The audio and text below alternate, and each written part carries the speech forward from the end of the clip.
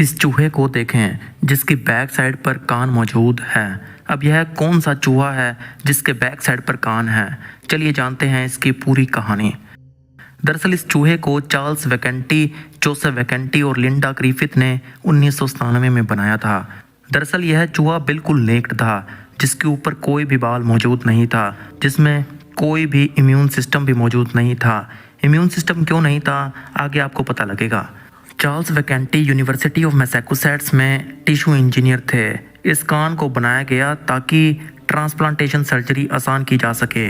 Scientist यह prove करना चाहते थे कि लैब में टिश्यू से ऑर्गन भी बनाया जा सकता है, जो कि नॉर्मल ऑर्गन की तरह काम कर सकता है। अब यह कान ग्रो कैसे हुआ था, चलिए जानते हैं। दरअसल इसे 3 स्टेप में किया गया था। स्टेप नंबर 1 में स्कैफोल्ड को बनाया गया था। स्कैफोल्ड एक बायोडिग्रेडेबल पॉलीमर था जो बिल्कुल कान के शेप का था। स्टेप नंबर 2 में स्कैफोल्ड में कार्टिलेज डाला गया था। यह कार्टिलेज इंसान का नहीं था बल्कि एक गाय का था। स्टेप नंबर 3 में कार्टिलेज से भरे स्कैफोल्ड को चूहे की स्किन के अंदर डाला जाता है और समय के साथ यह स्कैफोल्ड बायोडिग्रेडेबल होने के चलते ब्लड वेसल के साथ खुल गया था और कार्टिलेज एक कान की शेप में पूरी तरह ग्रो हो जाता है। लेकिन इस कान को कभी इंसानों में नहीं लगाया गया था। लेकिन यह तो प्रूफ हो चुका था कि लैब में टिश्यू से ऑर्गन भी बनाया जा सकता है।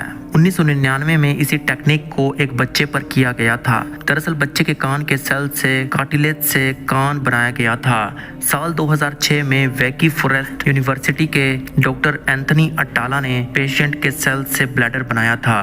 2011 में स्वीडन की टीम ने पेशेंट के स्टेम सेल को स्कैफोल्ड पर डाला और वाइंड पाइप को पूरी तरह ग्रो कर दिया और ट्रांसप्लांट कर दिया गया था। इसके 6 दिन बाद पेशेंट पूरी तरह ठीक हो गया था। तो यह था वह वैकेंटी चूहा जिसके बैक साइड पर कान मौजूद था। इस चूहे में इम्यून सिस्टम इसीलिए नहीं था क्योंकि अगर स्कैफोल्ड को चूहे में डाला जाता तो इम्यून सिस्टम उस पर अटैक कर देता, जिससे स्कैफोल्ड ठीक से काम नहीं कर पाता। इसीलिए चूहे में कोई भी इम्यून सिस्टम नहीं था।